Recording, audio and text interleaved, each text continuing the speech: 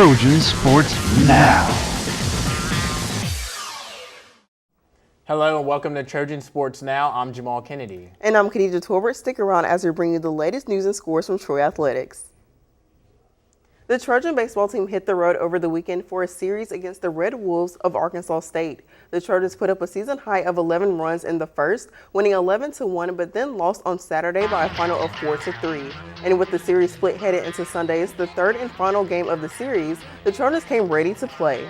Senior infielder Bert Givens had an impressive performance on Sunday, driving in Troy's first 2 runs of the game in the second inning with his first career triple to left center field. The Trojans kept their foot on the gas late in the game, scoring 3 runs in the 6th and 7th innings to take an 8-0 lead. The Red Wolves had only 6 hits in the game, falling to the Trojans by a final of 8-1. Head coach Mark Smart comments on his team's success over the weekend.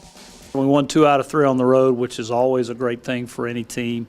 We lost the middle game 4-3. Really good ball game. They scored 2 late to beat us. We couldn't answer that. But a real convincing win Friday, 11-1. Grant Bennett was great. And a really solid getaway win on Sunday. Lucas Brown dominated on the mound. We won 8-1. So all in all, a really good road series win for our team. The Trojan baseball team hit the road for Tuscaloosa Tuesday night for a matchup against the Crimson Tide. The game was scoreless through 4 innings until the Trojans took a 2-0 lead in the top half of the 5th when senior Cameron Saunders delivered a 2-run single. In the bottom half of the 5th inning, the Tide rose to take a 3-2 lead with the help of 2 singles. In the 6th inning, Troy's Joey Dennison rose to the occasion with a leadoff home run to left field that tied the game at 3. However, the Tide answered once again in the 8th, scoring 2 runs off a single down the left field line, defeating the Trojans by a final score of 5-3. With the loss, the Trojans now stand at a 22-16 record on the season and return home on Friday for a 3-game series against UT Arlington. With the baseball team on the road over the weekend, the Trojan softball team was in action right here at home with the Sun Belt matchup against Texas State. Both squads each won 1 game apiece in Saturday's doubleheader, and then came Sunday's 3rd and final game of the series. Jahmal Kennedy has the highlights.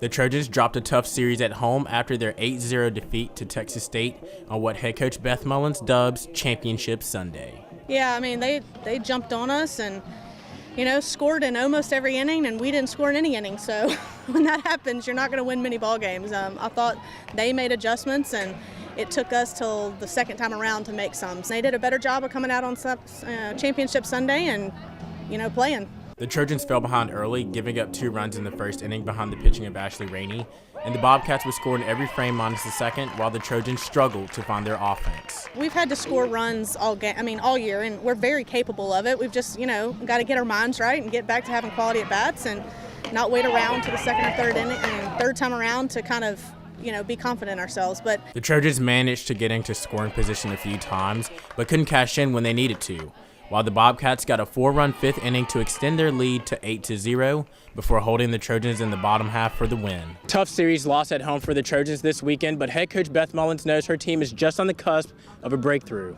We're not that far off. We're just, not finishing some games, and so we're going to, practice hard on Tuesday and prepare for our last midweek, and then we've got, 9 more conference games left, and so there's plenty of games left. We've just got to, get our confidence back and our swag back and start playing Troy softball. On the day, the Trojans found themselves out-hit 10-4. Jahmal Kennedy, Trojan Sports Now. Troy couldn't push a run across the plate and had only 4 hits on the day. Heather Johnson got the first Trojan hit in the second inning with a single down the right field line. Erica Davis contributed with a single in the 4th, and the final 2 hits for the Trojans came in the 5th inning off the bats of Kate Bennett and Allison Moore. The Troy softball team dropped a close one against Georgia Tech Wednesday night in Atlanta. Troy fell to the Yellow Jackets 2-1 in the Wednesday night matchup, and Claire Graves suffered the loss for the Trojans in the circle. She allowed only 2 runs on 4 hits and walked 3 batters. The Trojans had 2 hits on the day. Hannah Day singled to left field in the first inning, and Allison Moore singled in the 5th. Troy returns to conference play this weekend as it plays host to Georgia Southern at the Troy Softball Complex. The doubleheader slated for Saturday will begin at 1 p.m., and the series finale on Sunday is scheduled to begin at 12 p.m. With the women's team competing in the conference championships, the men's golf team is hanging out here in Troy preparing for the men's Sun Belt Conference championships. Head coach Matt Terry comments on his team's status as it begins that preparation this week in practice and an upcoming match against an in-state opponent. We hope to have a good week of work. We are playing a little match against UAB on Thursday, a little match play event. against, I think they're about 36 or 37 in the country, to get ourselves warmed up mentally for match play. But we still got to make it there. So after Thursday, it'll be total mental stroke play from there on out until Tuesday night, hopefully. We get in the Final Four and see what's up. Troy picked up his second victory of the season over number 31 Kentucky and fared well against one of the toughest tournament fields in the country. The Hootie Intercollegiate featured 8 teams ranked in the golf stats top 50. The women's golf team wrapped up play at the Sun Belt Conference Championships on Tuesday, finishing in second place. The Trojans were led by freshman Bianca Lobauer, who finished in second place after firing a 3/74 in the final round. Fatima Fernandez-Cano earned first-team All-Sun Belt honors for the 3rd straight year. The Trojans as a team shot a 20-over par Tuesday, falling to Texas State. Troy entered the tournament having won the past 2 Sun Belt Conference championships. In both years, Texas State finished in second. To say the women's golf team has been on fire lately is an understatement. Even the announcement from the Sun Belt Conference League on Monday following the second round of the second Sun Belt Championship is far from minor. 3 spectacular ladies, Fatima Fernandez-Cano, Bianca Lobauer, and Gabby Oubre, were added and named to the All-Sun Belt Conference team. This marks the 3rd straight year for Cano, named on the first team and who is ranked 21st nationally in the World Amateur Golf Rankings. Oubre and Lobauer were both named second team and have a pair and trio of top 10 finishes and been placed in the top 25 in their last 8 and 5 events. Troy is in second place entering Tuesday's final round of the Sun Belt Conference Championship. The Trojans teed off early that Tuesday morning. All they need is the rally from the 12-shot back to win their 3rd consecutive Sun Belt title. Troy women's tennis freshman Luisa Ferrati has been named the Sun Belt Student Athlete of the Week, the conference announced on Wednesday. Ferrati dominated her singles match in the Trojans' lone contest last week, beating number 57 Florida State's Catherine Phillips 6-0 and 6-1. The Germany native was the lone player in the Troy singles lineup to win in the 4-2 loss to the Seminoles. As a true freshman, Ferrati is now 17-12 on the season overall and 9-8 in singles matches this spring.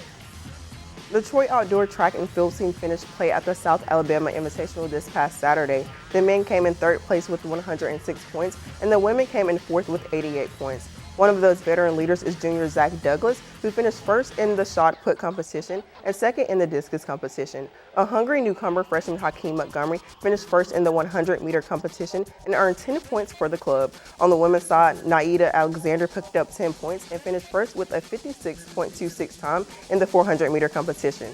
Dallas Worthy tacked on another 4 with a 5th place finish. We've seen him on television. We've seen him on arguably the biggest stage in all of sports. Yesterday, Trojan legend and Super Bowl champion DeMarcus Ware returned to Trojan territory to be honored by both his home state and his alma mater. Ron Renfro has the details. This is really a very exciting day. April 19th, a day now better known as DeMarcus Ware Day in the state of Alabama. The former Trojan football star and current Super Bowl champion ventured back into his homeland yesterday to be greeted by fellow Trojans. Kicking off his tour, Ware spent the morning tackling the state capitol, and after that, the celebration continued, and DeMarcus Ware Day came to life. Today has been one of those days where you have that out-of-body experience, to where you talk to the governor, you talk to the lieutenant governor, people that are very, very important to this state that run things, but not only being part of the House, meaning the Capitol. You get a, DeMarcus Ware Day. Much like his Super Bowl performance, DeMarcus Ware was everywhere today in the state of Alabama. He started off his day in Montgomery, and then he moved to Trojan territory, inside Trojan Arena, among the roars and cheers of Trojan faithful. Coming down to your roots, where you worked hard at, and always in football you say, the blood, sweat, and tears, each and every season, and you get the familiar faces of your trainers and coaches and everybody that's been down here. Those familiar faces of his past were accompanied by familiar faces of his present, NFL stars that we have all grown to love almost as much as DeMarcus. And as the Trojan great continues on into his career, Trojans expect more success from number 94. And look ahead to April 19th. Ryan Renfro, Troy, Trojan Vision News. Trojans say see you later to DeMarcus, but look ahead to this year's football season. Head coach Neil Brown and his Trojans will take the field this Saturday for this year's T-Day. Still to come on Trojan Sports Now, we'll have a preview of the Trojan football team's upcoming event this Saturday. After the break, we'll hear more from DeMarcus Ware as he sat down for a one-on-one interview with Troy Trojan Vision News during his trip to Troy this week. Stick around for more Trojan Sports Now.